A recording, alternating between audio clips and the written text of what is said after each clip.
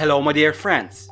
Today I will show you how to make the fountain working independently without external force forever. You can leave only the bottom of the bottle and the top bowl.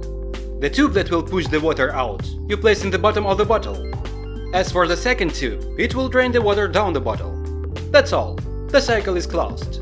Then you fill it up with water, tighten the cap and run the fountain, adding some water in the bowl. It doesn't always work right away, because in this way you might have some air locks in the tube. But as a result, the air pressure in the bottle increases and pushes the water out. I'm sure many of you will say it is impossible. Yes, it is, unless you know one little secret.